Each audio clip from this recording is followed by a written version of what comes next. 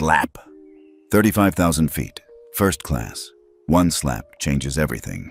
Before we dive into this shocking first-class showdown, tell me where you're watching from and smash that like if you've ever seen someone bullied in public. Harriet Langston hadn't even buckled her seatbelt when Jack Morgan's hand whipped out of nowhere and cracked against her cheek. The crack echoed through Sky Vista Flight 4270's plush first-class cabin, silencing the hum of the engines, freezing the flight attendants mid-service, and transforming a routine morning flight into an instant spectacle. Every pair of eyes flicked toward Harriet. Cameras flipped up from pockets and purses. The polished mahogany surfaces trembled with tension. In that heartbeat, the passengers went from relaxed luxury to raw anticipation, desperate to see what would happen next.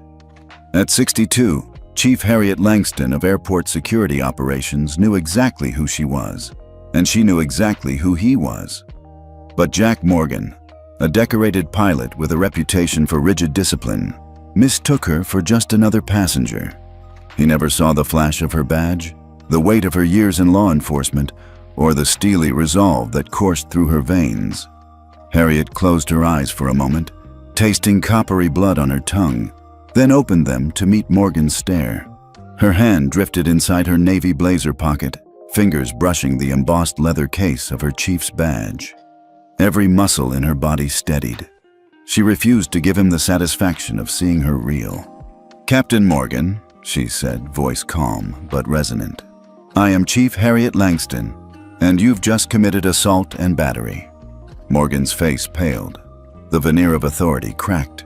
He had no idea the woman he slapped wore the uniform of his most powerful regulator. As the cabin lights glinted off her badge, Harriet dialed the FAA's Silent Ground Alert hotline.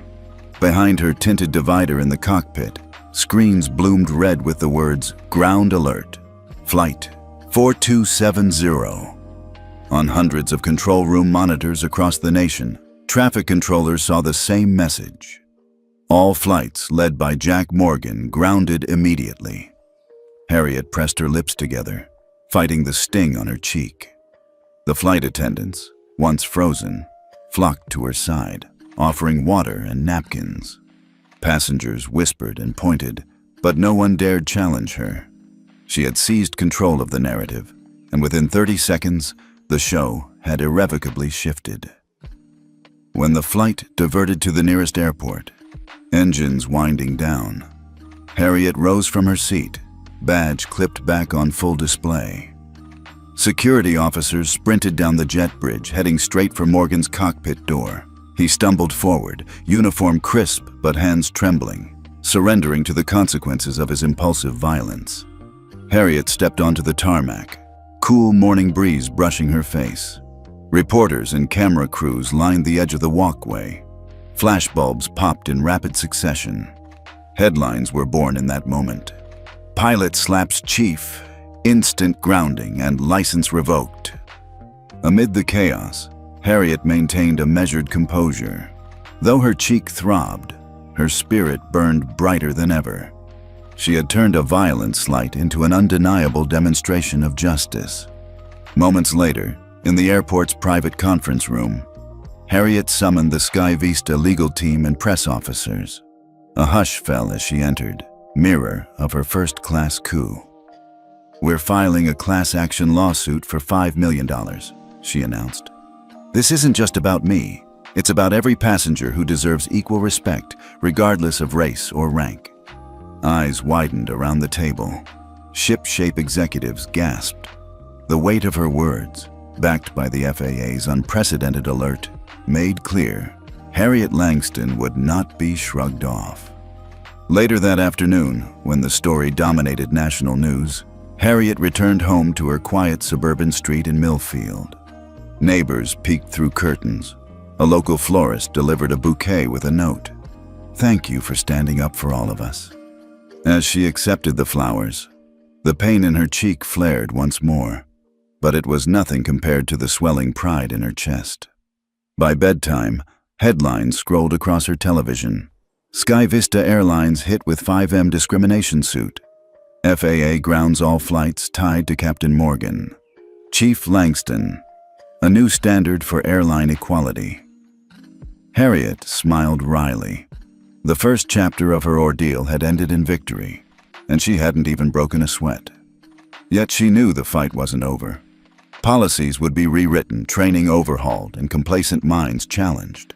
As she prepared for bed, Harriet placed her chief's badge on the nightstand, next to her tablet loaded with articles and legal briefs.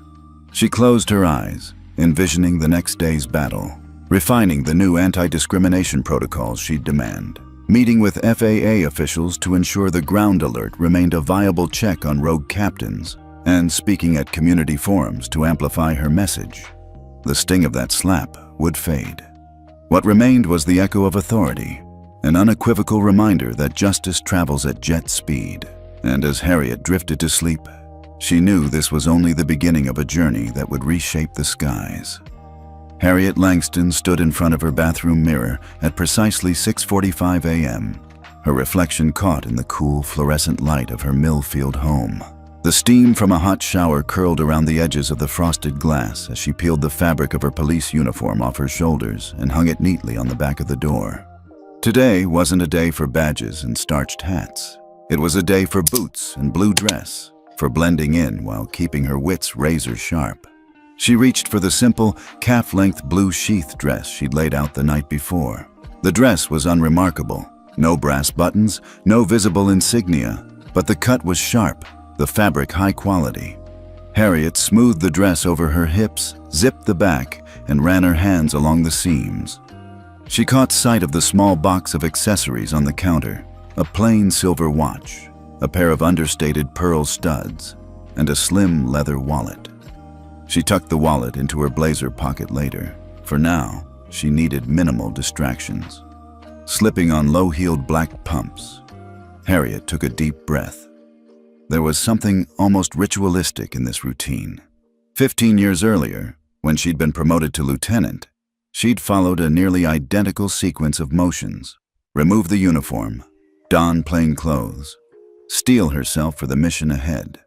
But this time, the stakes felt higher.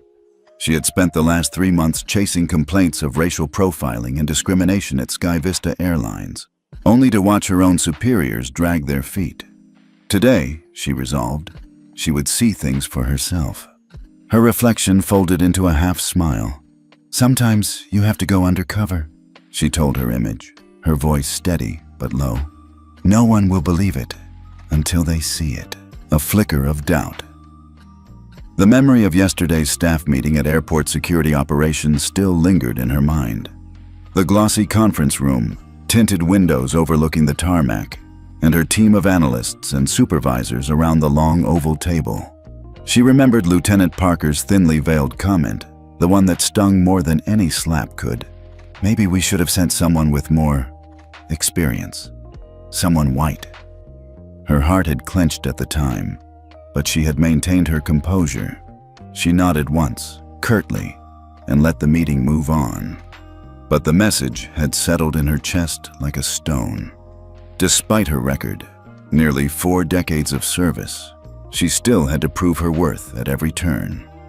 That memory vanished as she picked up her badge holder from the shelf.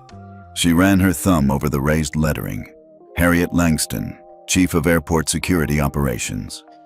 She slid it back into its leather case and set it aside. There would be no badge today, at least not until she needed it. Booking the flight. At 7 o'clock a.m., the taxi pulled up to her front door.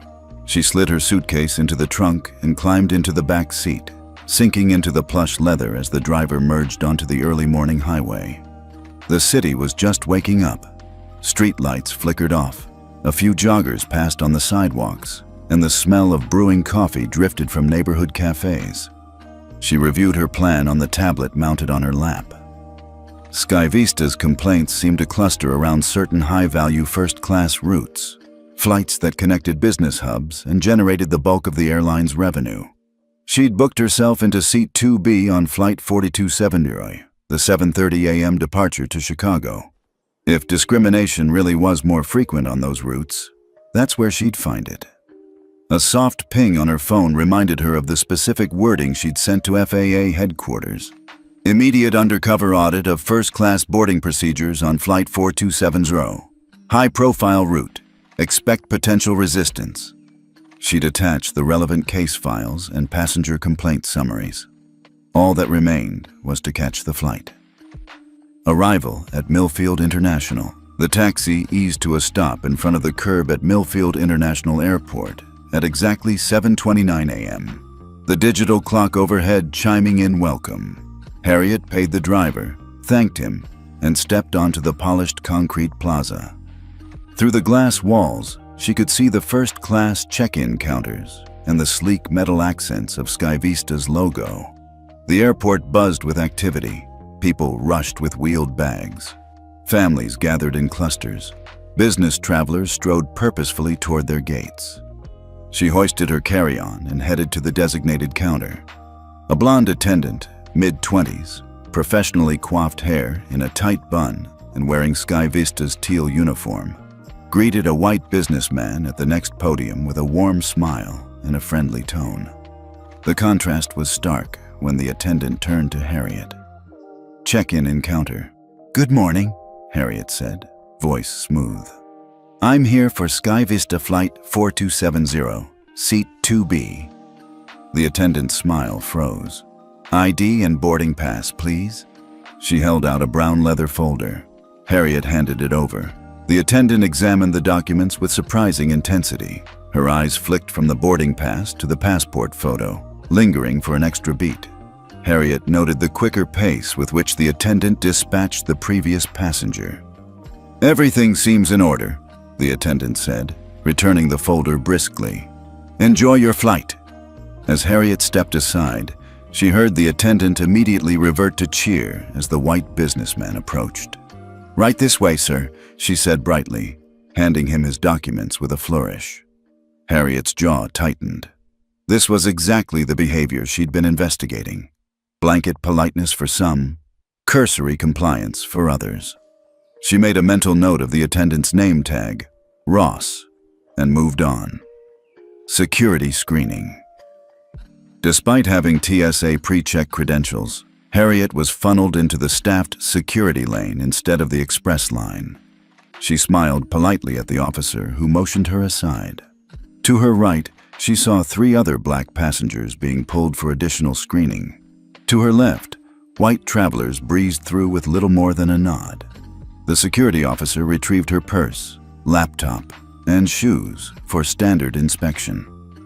Harriet stood patient, calm, deliberately scrutinizing the faces of the officers.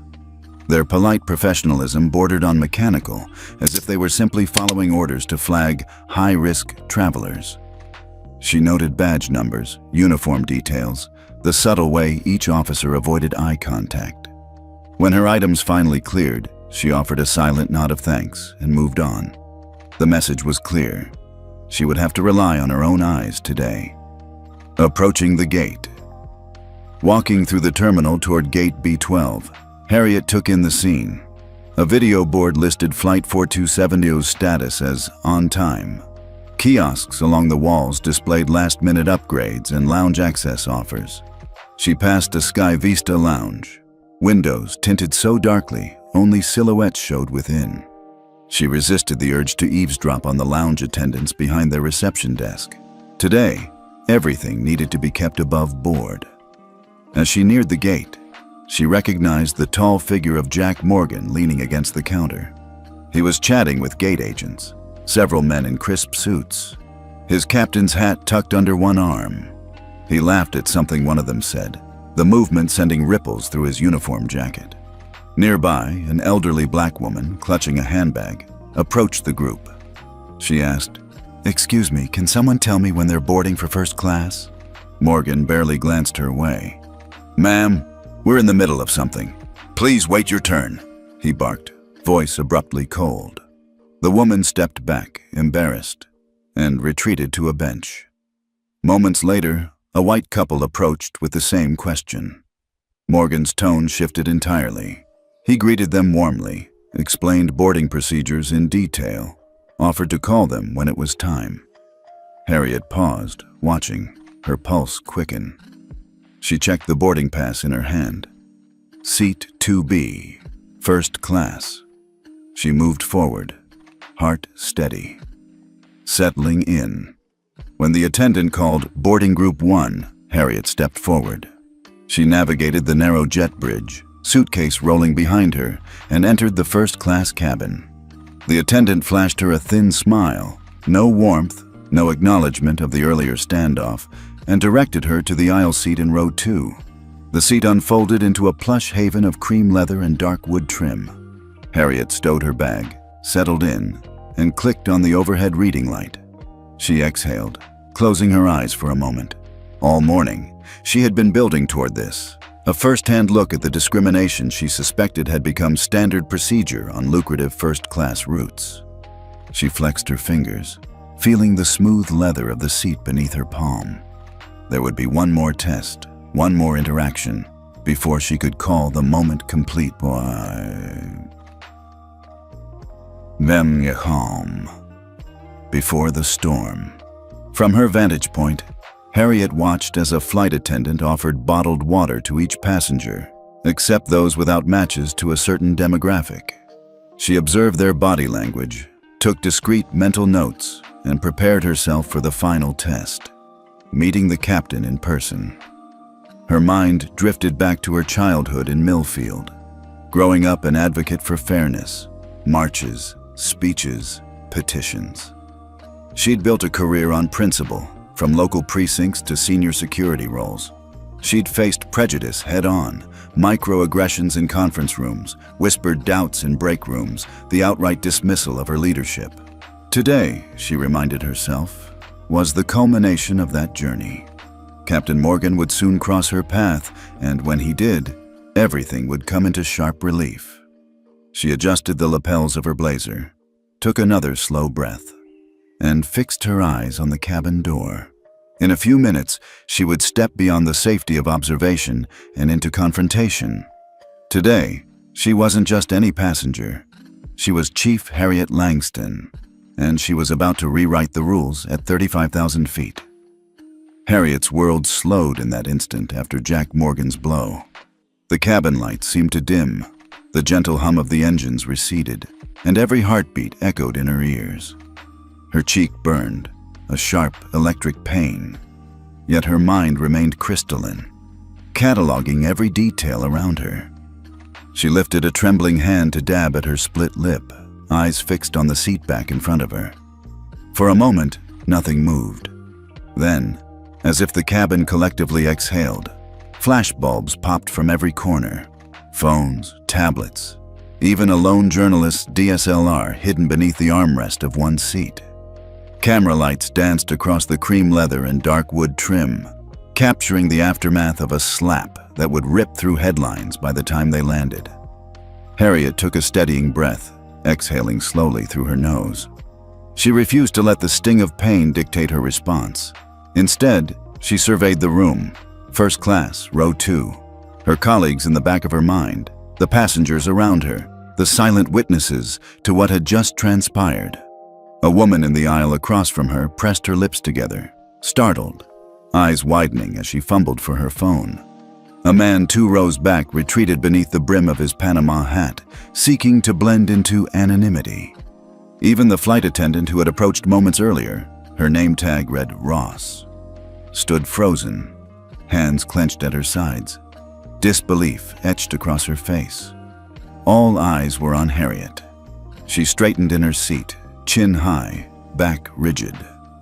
The uniform of her authority lay concealed beneath her navy blazer, but the quiet power of her posture spoke volumes. She allowed herself a thin, measured smile. No warmth, just calm assurance. The flight attendant's hesitation, Ross, the attendant, had ordered Harriet to move to coach before Morgan's slap. Now, Ross hovered at the end of the aisle, supplies dropped on the cabin floor, water bottles rolling as though startled into motion. She squared her shoulders and stepped forward, distributing bottled water to nearby passengers as if to fill the uncomfortable silence. When she reached Harriet, she offered the bottle with shaking hands. Harriet accepted it with a nod, her eyes kind but unyielding. "Thank you," she murmured. Her voice was soft, yet carried the weight of command. Ross paused, nodded again, then hurried back up the aisle. In those few seconds, Harriet had learned more of the attendant's character than any routine security audit could reveal. The hesitation, the small tremor in her voice, it told Harriet that behind the uniform, real people had real consciences. That realization would factor into her recommendations when she rewrote Sky Vista's training protocols. Internal monologue. He thought he could intimidate me, Harriet reflected silently. That he could strike me like a common criminal and get away with it. She rubbed her thumb over the water bottle's label, the plastic outline crisp beneath her fingers. But I'm no ordinary passenger. She felt a rush of something like exhilaration, pure, righteous. The adrenaline of confrontation surged through her veins, igniting her mind with clarity. Every step in her undercover plan, every carefully filed complaint over the past months, had led her here. And now, the moment had arrived. Still, she tempered that exhilaration with duty. There was no room for a show of vengeance. This was not about retaliation. It was about justice administered swiftly, fairly, and definitively. A subtle support. Out of the corner of her eye, Harriet saw a fellow traveler, an older black man in a tailored suit, move from his seat to stand discreetly in the aisle a few rows up. He watched Morgan's cockpit door with something like concern, yet remained out of reach of the cabin crew's authority. Harriet met his eyes for a heartbeat. A flicker of mutual recognition passed between them. Two professional black leaders, wronged by the same act of prejudice. She inclined her head ever so slightly in thanks.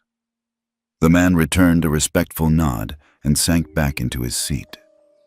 That moment of solidarity warmed her, even as her cheek throbbed. The return of authority. Behind the tinted glass, the cockpit crew had already responded to FAA's alert. In the cabin, phones switched off recording modes as flight attendants regained composure. Morgan's abrupt exit had rattled them. Now, they moved with purposeful efficiency.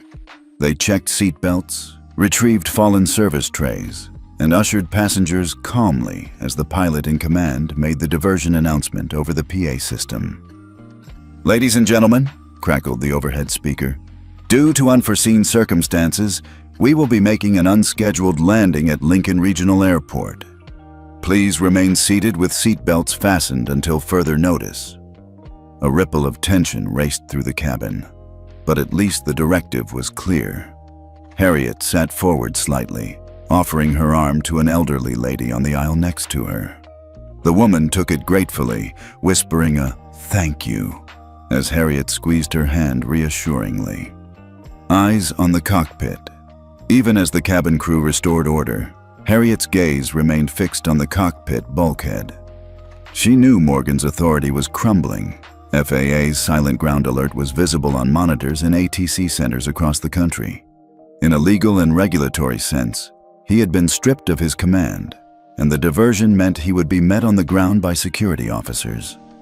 Yet Harriet watched with a mixture of satisfaction and contemplation. How swiftly power could shift.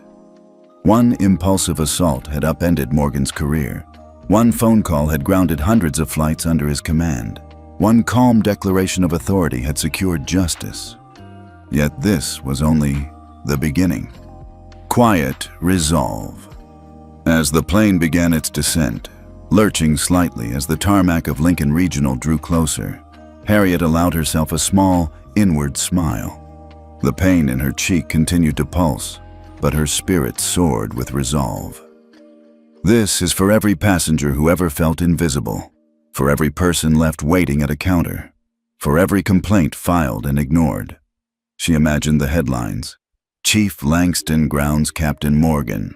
FAA enforces zero tolerance. Sky Vista faces class action lawsuit.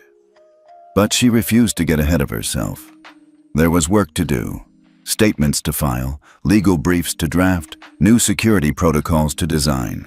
And tomorrow, once the world's eyes had moved on, she would still be here, concrete beneath her feet, sleeves rolled up, ready to effect lasting change. Final moments in the air. The descent continued smoothly. Passengers gripped armrests, looked out the windows, whispered to one another.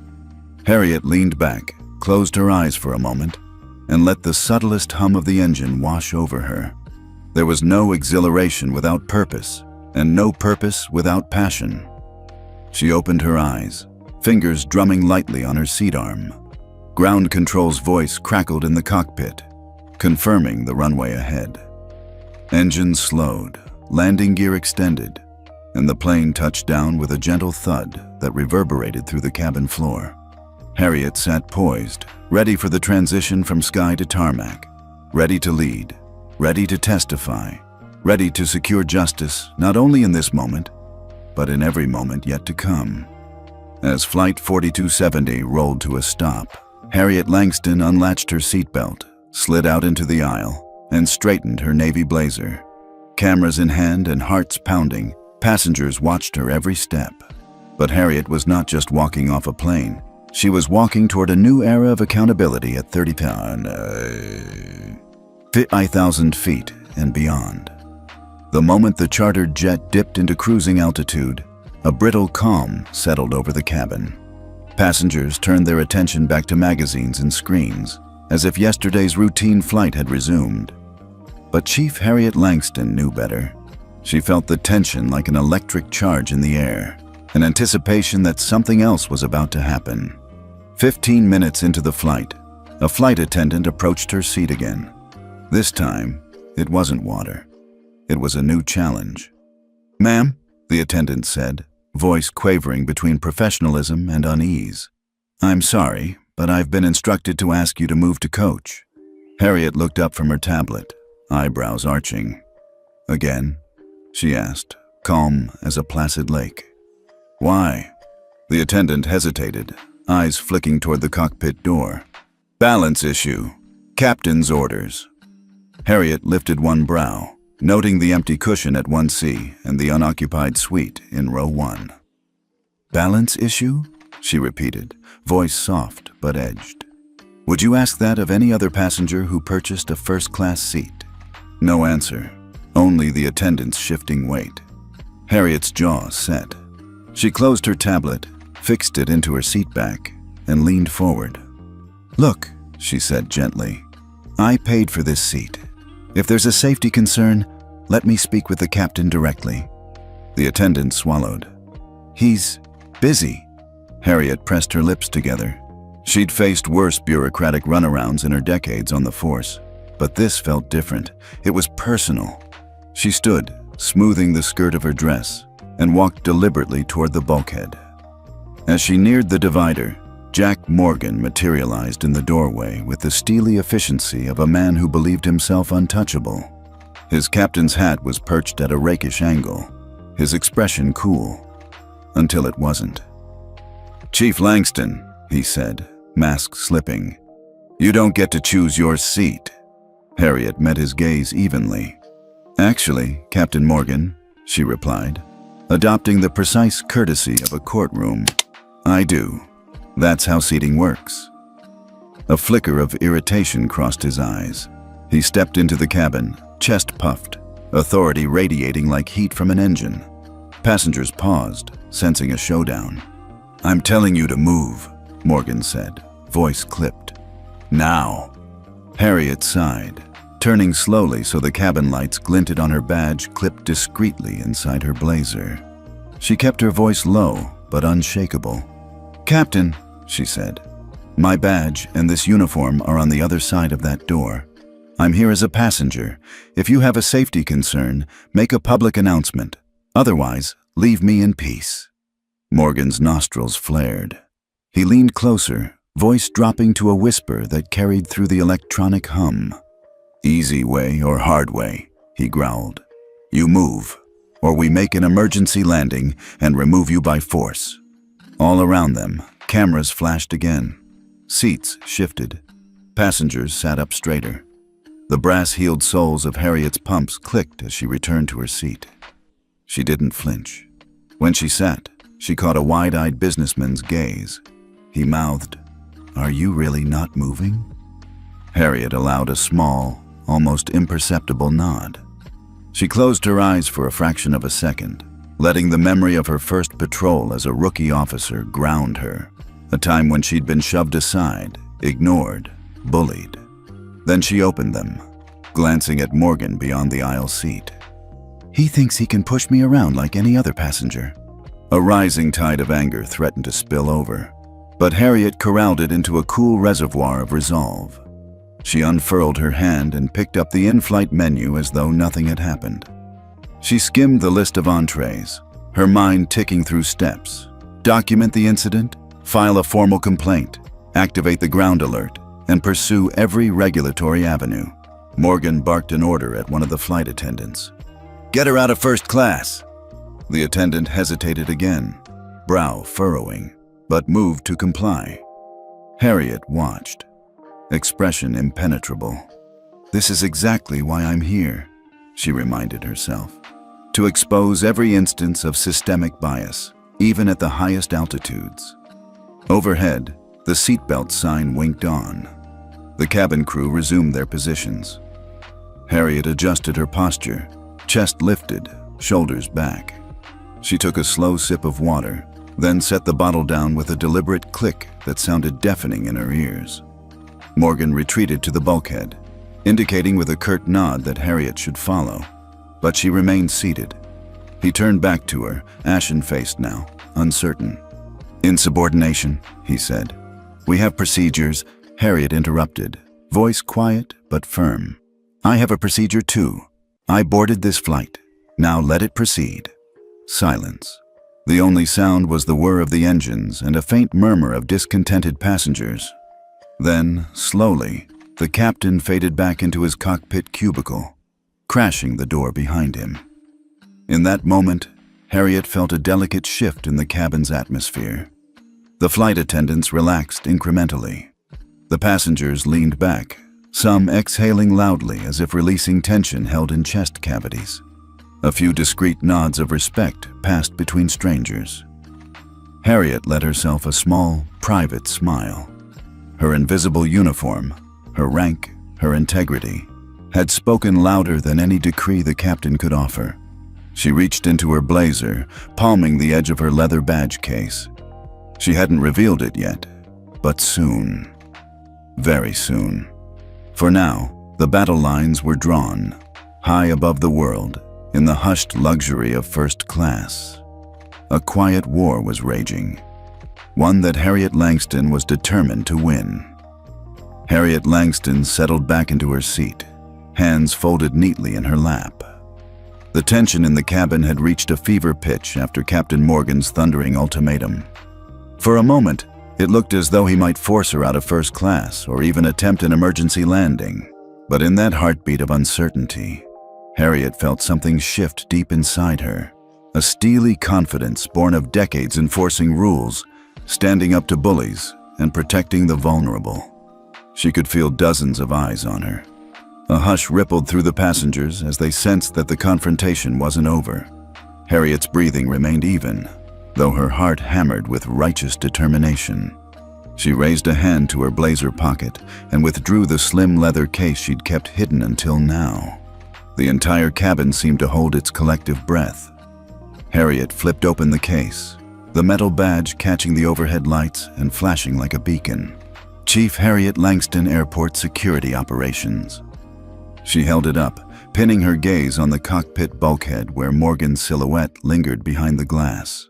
Then, turning slowly, she spoke with quiet authority that reverberated down the aisle.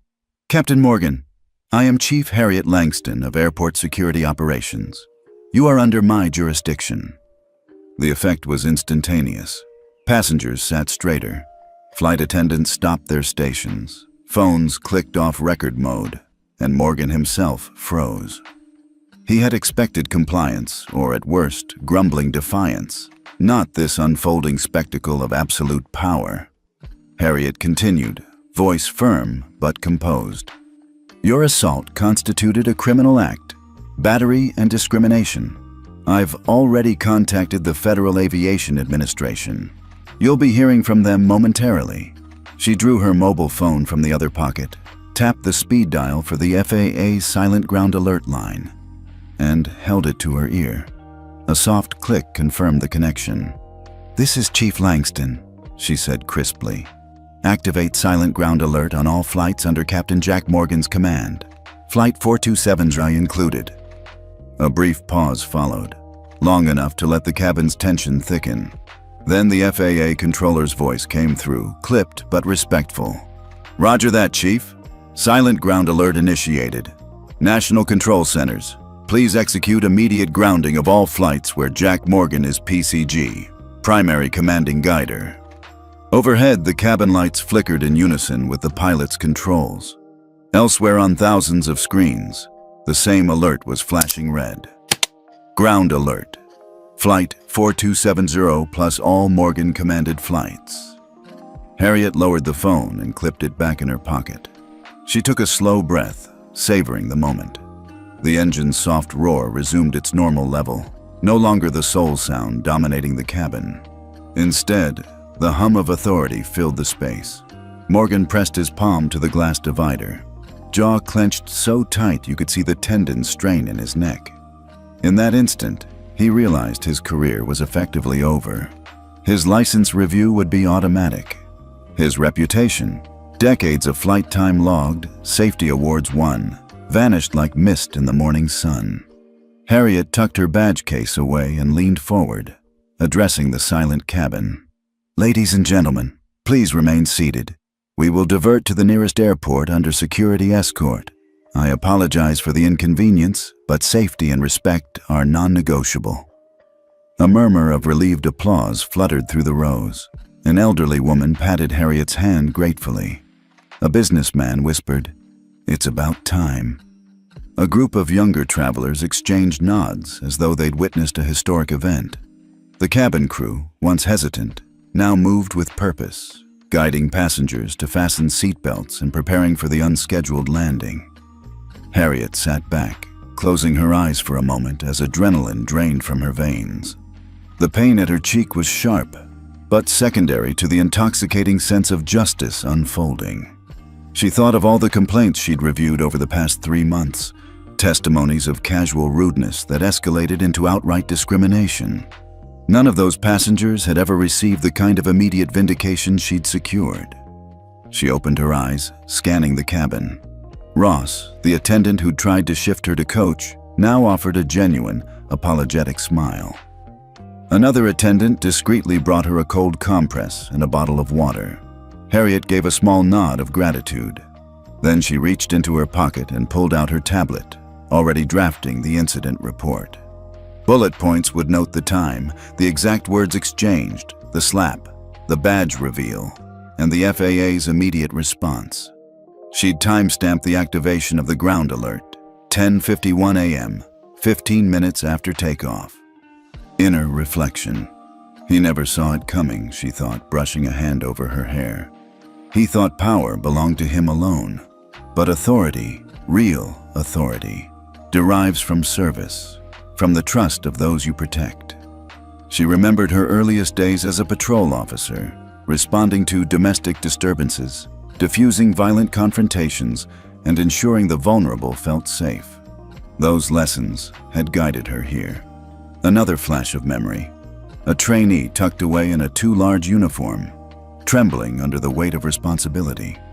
A younger Harriet had learned to channel fear into focus. Today, she'd turned a moment of violence into a demonstration of the law. Passengers' silent support. From across the aisle, an older black man nodded respectfully.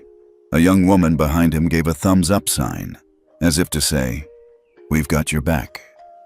Harriet caught those gestures and felt a rare warmth. She wasn't alone. In this cabin, on this flight, passengers had become allies, even passive ones, in her quest for fairness. She pressed the soft touch of her fingers to the fresh bruise forming on her cheek, a memory etched in skin. But that mark was more than an injury. It was the catalyst for systemic change. She imagined the ripple effect, FAA updating protocols, airlines retraining crews, passengers feeling empowered to speak up. A shift in the captain's cabin. Behind the cockpit's tinted window, Morgan was issuing terse commands. Flight logs would record the unscheduled diversion. Morgan's first officer, a younger pilot with kind eyes, glanced back at Harriet once more before focusing on the approach checklist. From the cockpit intercom, a calm voice explained the change in plans. A scent of purpose. Harriet closed her tablet and stood, smoothing the crease in her skirt. She gathered her blazer and slipped the cold compress back into her bag. The cabin crew cleared a pathway, and she walked to the front of the cabin. Badge clipped to her lapel now, her authority no longer secret. She turned once more to the cabin. "Thank you all for your patience.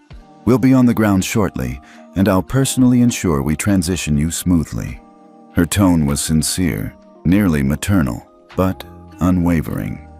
As she stepped through the divider door into the businesslike bustle of the cockpit escape hatch, she felt a surge of something new.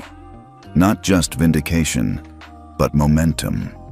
The immediate crisis had passed, but the broader fight against discrimination in air travel was only beginning. Touching down. The descent into Lincoln Regional Airport was smooth. Harriet's footsteps on the jet bridge sounded decisive as she led the way off the plane. Security personnel waited in crisp uniforms, ready to escort Morgan from the cockpit and take his statement. Reporters and camera crews thronged the tarmac perimeter, shouting questions into the mic. Harriet raised a gloved hand in a brief wave, eyes forward as the flashbulbs popped. Her cheek was slightly swollen, but her posture was regal. She was not a victim. She was the executor of justice. Moments later, in the private debriefing room, she'd file her official report, consult with FAA investigators, and coordinate her next steps. A class action lawsuit draft awaited her review. Training, protocol revisions, community outreach, all lay on her horizon. But for this moment, Harriet Langston simply stood tall in the glare of photographers, the morning sun catching her badge. A chief who turned a slap at 35,000 feet into a nationwide affirmation of respect and equality. Justice, she thought, wasn't just about punishment. It was about making sure the next person who climbed aboard that plane felt protected, seen, and valued. And so, as Flight 4270 sat on the tarmac, ground alert still glowing red on its systems, Harriet prepared to lead her next mission, rewriting the rules for every passenger in the sky. Harriet Langston felt the plane shudder as Captain Morgan's alternate pilot guided Flight 4270 toward an unplanned descent. The cabin lights dimmed slightly, the gentle hum of the engines shifting to a lower pitch. A cold hush fell over the first-class cabin. Passengers stiffened in their seats, eyes widening as the seatbelt sign chimed back on. The dual captains' voices crackled over the PA. "Ladies and gentlemen, this is your captain speaking. We're receiving an emergency directive from the Federal Aviation Administration. Due to an active ground alert on Captain Morgan's flight credentials, we will be diverting to Lincoln Regional Airport immediately. Please return to your seats with your seatbelt securely fastened." Harriet's chest tightened at the words, "diverting immediately." This was the moment the situation could spin out of control. Yet she remained composed, instinctively leaning forward to reassure the elderly woman beside her and a business traveler in the aisle seat. Both clutched armrests, faces pale with startled anxiety. She pressed a gentle hand on the older woman's arm. "It'll be okay," she whispered. "We're in good hands." Even Harriet's practiced calm might not fully erase their fear, but offering a measure of reassurance was what she did best. Flight Attendant Coordination Ross, the attendant who had tried to demote Harriet earlier, now moved with deliberate efficiency. She spoke into her headset, coordinating with the lead attendant at the rear. "Prepare the cabin for a quick descent. Serve water first, then secure galley carts. Keep passengers calm." Her voice trembled slightly, but her tone was professional, an evolution from her earlier hesitancy. The galley lights blinked overhead, signaling a secure cabin call. Ross picked up a cordless intercom. "Cabin crew, secure overhead bins and stow service items. In 15 minutes, we will begin our final approach." The call ended, and she turned to Harriet. "Ma'am, we'll be landing soon. If you feel unwell, please let me know." Harriet offered a tight smile. "I'm fine, thank you, but let me know if anyone else needs assistance." Ross nodded and moved on. Passenger reactions. Around the cabin, the mood was tense but controlled. A middle-aged woman in a floral scarf whispered into her husband's ear. A young man tapped the armrest rhythmically, eyes flicking toward the cockpit door.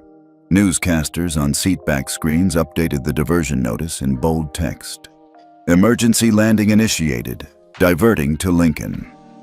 The hum of conversation swelled beneath the flight attendant's directives. Harriet noticed the business traveler 2 rows ahead pulling out his phone and sending a text, likely to reassure colleagues on the ground. Another passenger, an elderly gentleman dressed in a sharp suit, closed his eyes and leaned back, placing a white handkerchief across his forehead as if bracing for a spill of turbulence. Harriet studied each reaction like pieces on a chessboard. Fear, confusion, even a flicker of anger. Some passengers glared at Morgan's bulkhead, his face obscured behind tinted glass. Others cast grateful looks at Harriet, recognizing her earlier intervention had kept things from getting far worse. Air traffic control coordination. Moments later, an overhead chime sounded as the cockpit communications system received another incoming message. The FO's voice carried a note of urgency. "Lincoln Regional Tower, this is Flight 4270. Confirm that ground security teams are ready to meet us on arrival. Over." A brief pause. Then the tower crackled back. "Flight 4270, Lincoln Tower, copy you. Ground teams are standing by. Fire and medical crews alerted. Expect runway 29er left." Behind the scenes, the flight data recorder and cockpit logbooks automatically stamped the diversion event. Harriet knew this technology inside and out, how it recorded data second by second, preserving an unbreakable chain of evidence. She made a mental note. Confirm the exact landing time, altitude, and airspeed upon touchdown. Every detail could matter later. Anxiety in the galley. Down the aisle, the flight crew worked diligently to stow carts and secure baggage behind the curtain. Harriet watched Ross tuck loose items into overhead bins. The attendants' brows knit in concentration. A few of the younger attendants, 2 men and a woman, exchanged quick, tense glances. They had been trained for emergencies, but few drills covered a powered diversion triggered by an FAA alert against their own captain. One young attendant approached Harriet quietly. "Chief," he said, voice low, "you handled that captain like no one else could. I just want you to know we appreciate it." Harriet offered a firm nod. "Stay focused. Keep everyone calm. We'll be on the ground soon." His shoulders relaxed just a fraction before he returned to his duties. Harriet's internal resolve. Harriet closed her eyes for a moment, inhaling steadily. A swirl of emotions, adrenaline, concern, satisfaction, vied for her attention. But above all, she felt clarity. This crisis wasn't random. It was the logical escalation of a captain's unlawful aggression. She had asked for this day, to witness the discrimination firsthand and expose it to the light. Now she was living her own test. In moments like this, leadership matters, she thought. Not just my rank, but my presence of mind. She reached into her blazer and withdrew her phone again, texting a quick note to FAA's regional office. "Flight diverted successfully. ET Lincoln 1117. Ground crew briefed. Will follow up with report." Her fingers tapped the screen with practiced ease. Captain's Dilemma. From her vantage point, Harriet noticed Morgan's reflection in the tinted cockpit glass. He stood next to the first officer, arms crossed, a grim set to his jaw. No more swagger, just resignation. The power he'd wielded a mere hour ago, dictating seat assignments, threatening an emergency landing, had been turned against him. She wondered if he truly understood the gravity. His license would be reviewed. FAA would investigate assault. Sky Vista's legal department would likely suspend him pending outcomes. His career lay in tatters, and hard reset was underway. Final approach. An announcement chimed again. Flight attendants, prepare for arrival. Secure the cabin for landing. Ross and the crew moved swiftly. Headsets returned to their holders. Water service halted. Bins snapped shut with a resonant click. Harriet lifted her hand and checked her own seatbelt, tightening it just a notch. She'd braced for turbulence before. This was a different kind of landing, but she felt steady. The seatbelt sign blinked off just as the runway lights appeared beneath the left window. Headers read, Lincoln Regional Airport, runway 29L. The engines revved as the plane lined up, wheels descending with a soft mechanical whine. The thrust reversed, slowing the aircraft with a muted roar. Within seconds, the jet rolled to a halt just shy of the terminal. Ground crews, safety vehicles, and a discreet squad of security officers were positioned like guardians in neon vests. The cabin crew exchanged looks of relief, some smiling faintly under their masks. Touchdown and transition. The cockpit door opened, and Harriet rose. She felt the weight of every eye on her as she passed the curtain, stepping into the aisle with deliberate grace. She held her badge discreetly, but visibly. No one could mistake her rank now. The lead security officer met her halfway down the jet bridge. "Chief Langston," he asked in a low voice. "We've got Captain Morgan under escort. Do you need immediate debrief before we proceed to the terminal?" Harriet nodded. "Yes. Let's handle the captain first, then I'll address the passengers and coordinate the next steps with the FAA team." She glanced back at the row of seats where her fellow travelers sat, some standing in anticipation, others still stunned by the ordeal. Harriet offered them a reassuring nod. They returned it with gratitude, even applause from a few voices uplifted by kindness and courage. On the jet bridge, the cool air of the terminal lobby washed over Harriet as she exited the plane. Reporters and cameras hovered at a respectful distance, the now familiar lights of news crews capturing every step. Harriet's cheek, wrapped in a discreet gauze patch, was no secret now. Its presence signaled the severity of what had happened. She followed the security officer down the narrow corridor. Behind the scenes, logistics teams logged the diversion, legal advisors prepared statements, and FAA representatives gathered data. All of it would feed into the investigation she would lead, and of triumph. Ahead, Captain Morgan stood in handcuffs, looking smaller than ever in his crisp uniform. Security officers guided him toward a waiting transport vehicle. Morgan's eyes flicked to Harriet. Fear, regret, recognition flickered in his gaze. Harriet paused, letting the moment settle in. She had transformed a moment of horrific disrespect into a demonstration of accountability.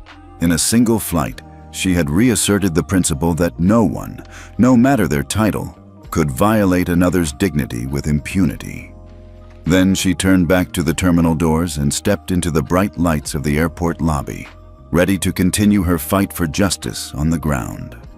Stepping off the jet bridge, Harriet Langston felt the cool rush of Lincoln Regional's terminal air conditioning and the even cooler glare of dozens of cameras trained on her. Reporters craned their necks, microphones bobbed, and the flashbulbs popped like distant thunder. She tucked her badge into her blazer pocket, squared her shoulders, and walked toward the security checkpoint where Jack Morgan stood cuffed, flanked by two officers. Her heels clicked crisply against the polished floor. Despite the throbbing in her cheek, she moved with the confidence of someone who knew exactly why she was here. This was more than a simple diversion or reprimand. This was the moment when justice would be publicly affirmed. As she approached, Morgan looked up, eyes haunted. The years of seniority that once earned him deferential nods from fellow pilots now meant nothing. His uniform hung awkwardly on his frame, the wings on his chest looking tarnished by his own disgrace. Harriet paused a few feet away and addressed the small crowd of onlookers and cameras. Her voice, amplified by a reporter's mic, rang out clear and unwavering. "Ladies and gentlemen, today we upheld the principle that no person is above the law, not even a captain at 35,000 feet. Assault and battery are criminal acts. Discrimination based on race or rank is intolerable. Captain Morgan's license has been revoked permanently, and he will face federal charges. A ripple of murmurs moved through the onlookers. Reporters hustled forward, shouting questions about criminal filings and potential jail time. Harriet remained composed, answering only what she needed. Yes, we have filed formal assault and discrimination charges with the FAA and the Department of Justice. Passengers on Flight 4270 will be offered full refunds and an additional compensation package. My office is working now with Sky Vista Airlines to ensure every crew member receives retraining on implicit bias and equal treatment protocols. A cameraman's booming shout. "Chief Langston, do you feel vindicated?" drew a small, knowing smile from her. She paused, choosing her words carefully. Vindication isn't the right word. Protection is. Today, we protected passengers who expected safety, respect, and dignity. My hope is that this moment makes every traveler feel seen and empowered to speak up. She turned to the line of passengers, including the elderly woman she'd comforted at altitude. If any of you wish to share your experiences or support this case, my team is here. The woman stepped forward and embraced Harriet, a gesture of gratitude that made the cameras flash even more. Behind her, the two officers led Morgan toward a waiting transport vehicle. He glanced back once, expression a mixture of shame and realization. Harriet caught his eye, her own gaze steady, and inclined her head. Not in triumph, but in solemn acknowledgement that justice, though delayed, had been delivered. A viral moment. Within minutes, clips of that moment. Harriet's statement, Morgan's handcuffed figure, the passengers' reactions, had begun trending across social media platforms. Hashtags like #Chief Langston, #Justice, 35K feet, and #Grounded Captain shot up on Twitter and Instagram. News alerts pinged across smartphones. Chief of Security takes down discriminatory pilot. FAA revokes license on the spot. Harriet didn't watch the feeds. She had work to do. Still, she felt the swell of public support as she moved through the terminal toward a private conference room reserved by airport authorities. Corporate confrontation. Inside, the Sky Vista Airlines regional director and legal counsel waited at a polished mahogany table. Documents, chevrons of press statements, and a set of prepared settlement figures lay before them. The director, mid-50s, gray at the temples, stood as Harriet entered. He offered a tight nod. "Chief Langston," he began, voice careful, "Sky Vista Airlines apologizes unreservedly for this incident. We recognize our failures and are committed to full cooperation." Harriet folded her arms. "Apologies are a start," she replied evenly. "But real accountability means policy change, restitution, and ongoing oversight. We will need a formal agreement. $5 million in class action compensation, mandatory retraining for all flight crews, and quarterly reporting of discrimination incidents to my office." The counsel cleared his throat. "That figure is substantial." He glanced at the director, who lifted a hand in concession. "We'll present it to the board immediately. I can't guarantee a yes today, but I'll advocate strongly." Harriet nodded once. "I will draft the settlement terms. You have until Friday to sign. Until then, I expect daily updates on training module development and on the progress of passenger outreach." They exchanged documents, her draft terms, their committed timelines, and set the framework for a binding agreement. The director shook Harriet's hand, more earnestly this time. "Thank you for your leadership," he said. The movement ignited. Leaving the conference room, Harriet's phone buzzed. A text from her deputy read, "FAA confirms license revocation, DOJ filing underway." She allowed herself a breath of relief. Step by step, the legal machinery was turning. In the arrivals hall, passengers from Flight 4270 trickled out, smiling, hugging, sharing footage of Harriet's statement on their phones. An airport employee handed her a printed petition signed by dozens of staff calling for permanent policy reform. Harriet paused to review it. Names of security officers, cleaners, cafeteria staff, all had witnessed the aftermath and wanted change. She slipped the petition into her briefcase, heart warmed by the grassroots momentum. Looking ahead. By the time she stepped into an unmarked SUV bound for the airport's executive office, the sun had dipped low, casting long shadows across the tarmac. Harriet stared out the window at the runway lights blinking in the dusk, a reminder of the miles she'd traveled and the path still ahead. Her phone buzzed again, a message from the State Attorney General's office requesting coordination on community outreach, followed by an email from the mayor's office praising her swift action. The municipal world was mobilizing. Schools wanted her to speak. Community centers asked for town hall meetings. Journalists queued up interview requests. Harriet exhaled, feeling the weight of it all. The immediate crisis, Captain Morgan's assault, had been handled. But systemic change required sustained effort. She looked out at the grounded planes, now lined up like silent sentinels awaiting new orders. This is bigger than one flight, bigger than one airline. She tapped her phone. Draft community outreach plan. Schedule press briefing Monday. Coordinate with FAA on national policy recommendation. A new chapter was beginning, one where every passenger, crew member, and regulator would be part of the journey toward genuine equality in the skies. And at its helm stood Chief Harriet Langston, guardian of both safety and justice, determined that no one would ever be underestimated or disrespected again. By late afternoon, the fallout from Flight 4270 had gone fully viral. News outlets ran slow-motion replays of Jack Morgan's slap across millions of screens. Social media feeds exploded with outrage. Hashtags like #GroundedForGood and Justice. Langston trended globally. Even outside the aviation community, people were talking about the moment a high-flying captain learned no one, regardless of rank, could assault a passenger with impunity. In a polished TV studio, Jack Morgan sat under harsh lights, wearing a dark suit that did little to hide the stiffness in his shoulders. His once prized pilot's wings had been ceremoniously removed from his lapel. Across from him, the anchor, a seasoned journalist, held up a printed statement from the FAA. License revoked permanently effective immediately. Anchor.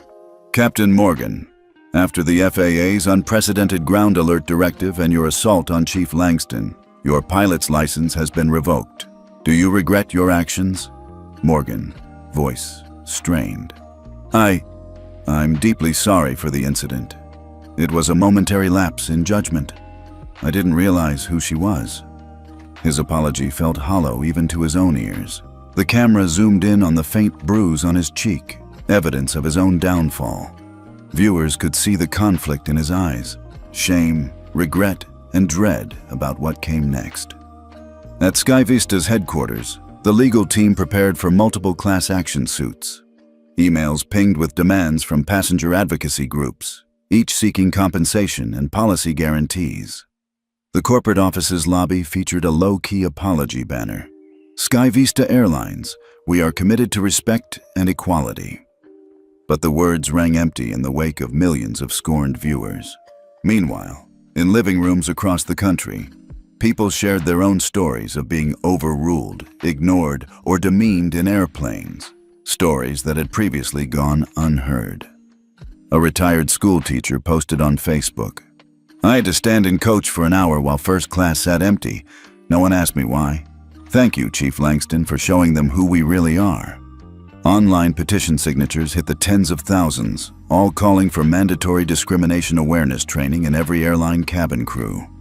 Aviation forums buzzed with detailed analyses of Morgan's flight record, flight hours, commendations, sting operations, now tainted by a single impulsive act.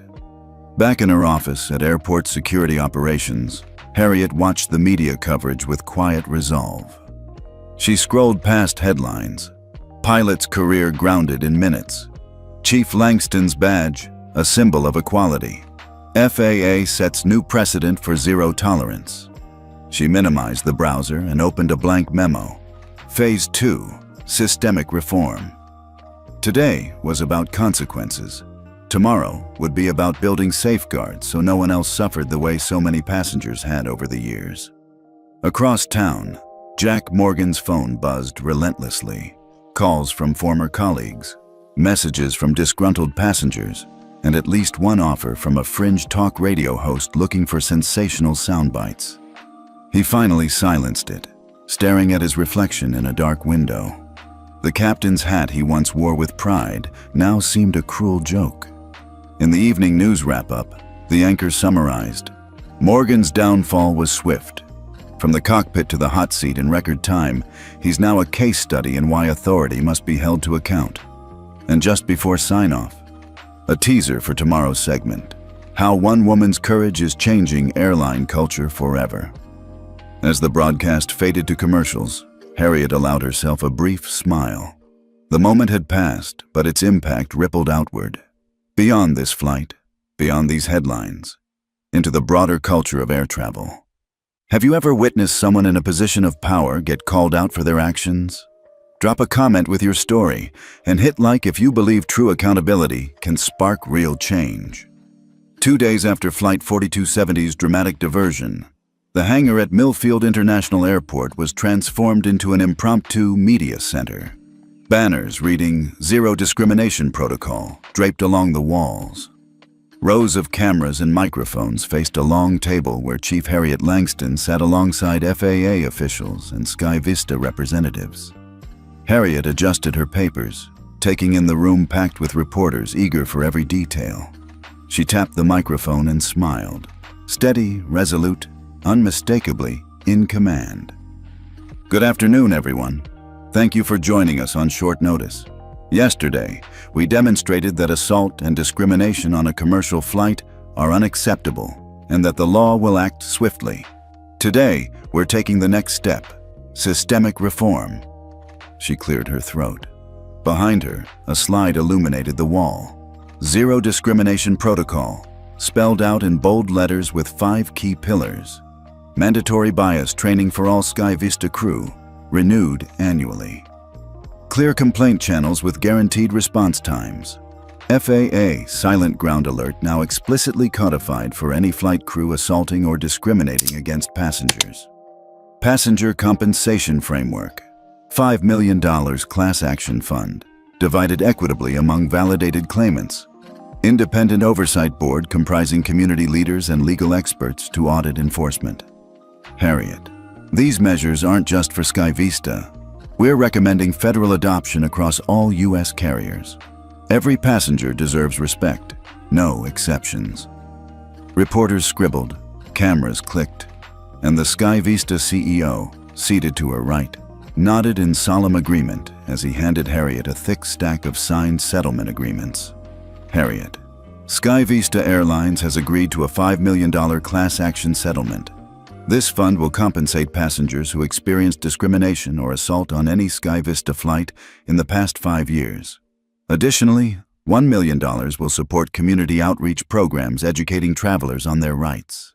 She paused, lowering her gaze to meet the lens of a prominent network camera. Harriet. Justice isn't a one-time event. It's a continuous commitment to fairness.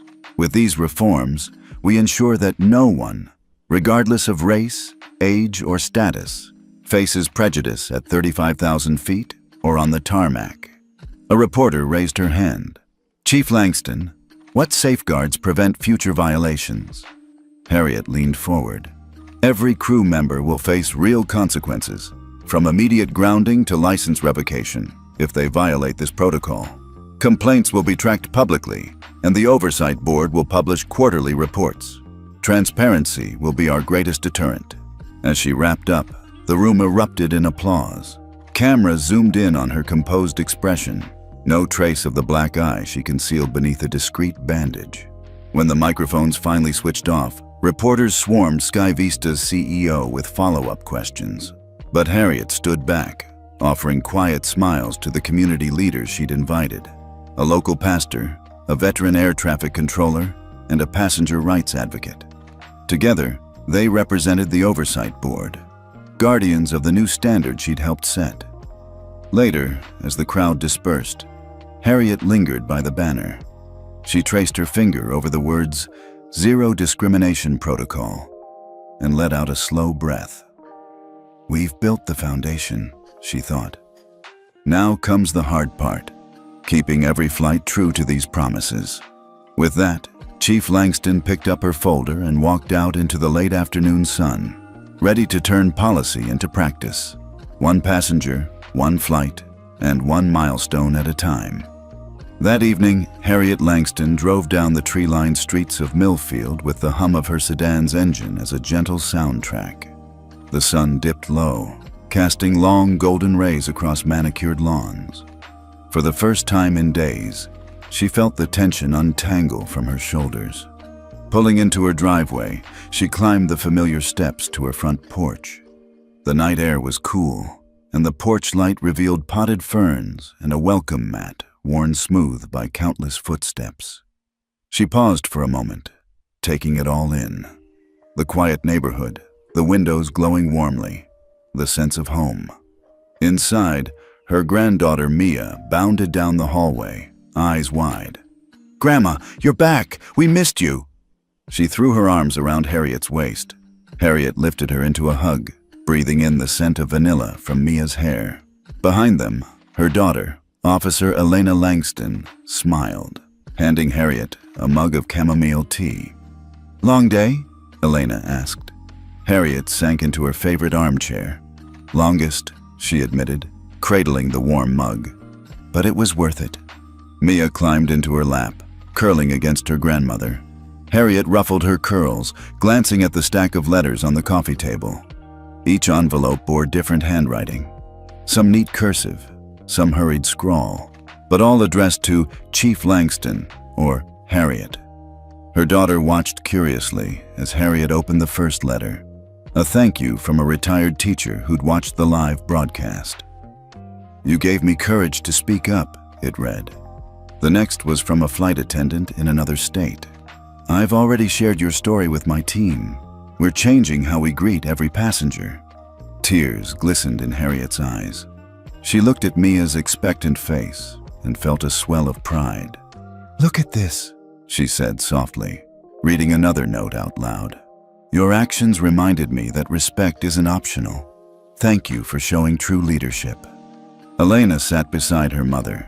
"You know, I've already had officers volunteering for the new oversight board. They're ready to train and to change." Harriet nodded, sipping her tea. "This is more than words. It's a movement." She closed her eyes, picturing the first-class cabin, the flash of her badge, the grounded planes. It felt like a lifetime ago, and also like yesterday. Mia tugged on her sleeve. "Grandma, can you tell me the story again? When you showed them who was boss?"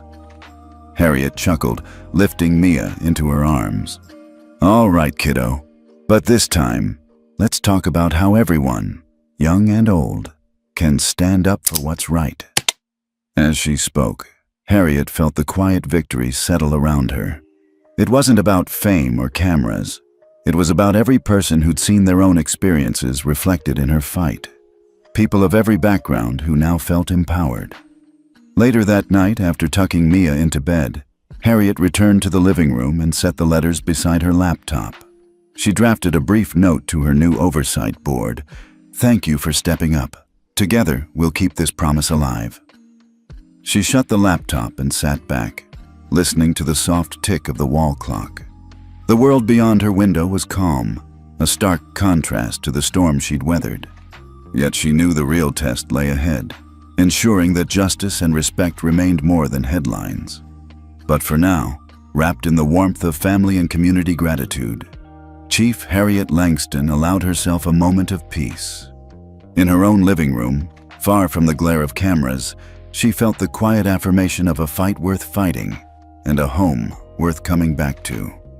Harriet Langston sat before a simple backdrop, a sleek banner that read "Stand Up for Skies of Respect," flanked by the Sky Vista logo and the FAA seal. The glow of a ring light reflected in her eyes as the red recording dot flashed on her camera. She took a breath, straightened her blazer, and smiled. "Hello, everyone. Chief Harriet Langston here. Today, I'm asking you to join me in making air travel safer and more respectful for every single passenger. She paused, leaning forward slightly. If you've ever felt ignored, disrespected, or downright mistreated on a flight, this is for you. Harriet held up a printed petition titled Passenger Rights Pledge. I've worked with the FAA, Sky Vista Airlines, and community advocates to create this petition.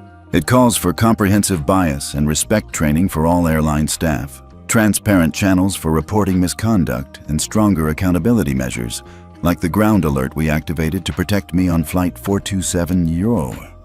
She clicked the petition into view on a tablet next to her. Here's how you can help. Click the link below to sign the Passenger Rights Pledge. It only takes a minute, and your name adds real weight to our cause. And if you've witnessed discrimination in any public space, on a plane, at a hotel, or anywhere, hit that like button and share your story in the comments. Harriet's tone was warm but urgent. Right now, we have momentum. Airlines are watching, regulators are listening, and communities everywhere are talking about respect in the skies. Don't let this moment pass. Add your voice today. Together, we can turn a single act of injustice into a lasting standard of dignity. She reached out and tapped her badge pinned to her lapel. I stood up for myself at 35,000 feet. Now I'm asking you to stand up for everyone who steps onto an airplane, from the moment you check in to the time you land. Sign the pledge, share the video, and let's make respectful skies the rule, not the exception. Harriet nodded sincerely. Tell me where you're signing in from. Drop your city and country in the comments. I want to see this map light up with support from all over the world. And if you're already part of an advocacy group or working in the industry, let me know how we can collaborate. She leaned back, folding her hands. Thank you for being part of this. Your signature isn't just words on a page. It's a promise to every traveler that they deserve respect. I'm Chief Harriet Langston, and I'm counting on you. Let's fly right. The camera clicked off. In the silence that followed, Harriet allowed herself a quiet smile. The petition link glowed on her screen, ready to collect thousands, perhaps millions, of names. And at that moment she felt certain. This call to action would echo far beyond her own flight. The video of Flight 4270's diversion had faded from trending lists, but its impact lingered like contrails against a clear sky. Weeks later, Chief Harriet Langston returned to Millfield International Airport, not as a newsmaker, but as a guardian of the new standards she'd helped establish. She strolled through the newly renovated first-class lounge, its staff now greeting each passenger with consistent courtesy. A discreet plaque near the entrance read, "Zero Discrimination Protocol in Action," a quiet testament to the journey from crisis to reform. Harriet paused by a digital board displaying live flight statuses. Flight 4270 still appeared, now flagged as Class Action Route, an acknowledgement of those who'd come forward with stories of mistreatment. She allowed herself a small hidden smile. Nearby, a group of uniformed crew members clustered around a tablet. One of them, a young flight attendant named Mia Ross, scrolled through the Passenger Rights Pledge signatures. Harriet had recognized her from the original incident, the nervous attendant who'd hesitated before challenging a captain's orders. Now, Mia's grip on her tablet was confident. "Chief Langston?" Mia asked, stepping forward. "I just wanted to say thank you. Your leadership changed how we train our entire staff. Every trainee I mentor hears your story first." Harriet nodded, placing a reassuring hand on Mia's shoulder. "You did the hard work," she replied.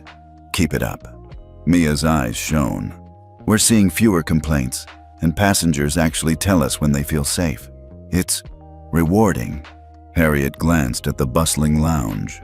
Families laughing over coffee, business travelers reading in calm comfort, seniors reclining without worry. The difference was palpable. "This is what it's all about," Harriet said. "Justice that transforms lives." She continued through the terminal to Gate B12, where a new plaque hung. "Dedicated to Chief Harriet Langston, Champion of Respect in the Skies." Passengers paused to read it, snapping photos with their phones. A retired teacher patted the plaque gently, murmuring a heartfelt thanks. As the boarding call began for the next flight, Harriet found her old seat, 2B, now occupied by a young mother and her toddler.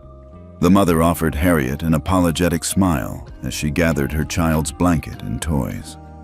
"Sorry, ma'am," she said. "I thought this was her seat." Harriet returned the smile warmly. "No worries," she said. "Just make yourself at home." She moved to the seat behind, settling in without fanfare.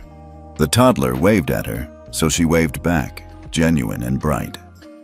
Across the aisle, another passenger read a guide titled, "Your Rights Aboard." Harriet took a deep breath, listening to the soft murmur of boarding passengers.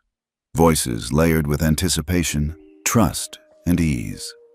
She thought of the long road from that slap at altitude to this moment of normalcy. Yet as she buckled her seatbelt, Harriet knew the work wasn't done. Policies would need constant vigilance, training refreshed regularly, and community voices kept at the table. Equality in the skies required more than a single victory. It demanded ongoing commitment. The engines powered up, the seatbelt sign winked off, and the boarding process continued seamlessly. Harriet leaned back, closing her eyes for a moment. The skies are clearer now, she reflected. But echoes of change must never fade. What do you think is the most important step to keep airlines accountable and ensure respect for every passenger? Drop your thoughts in the comments, and let's keep the dialogue going.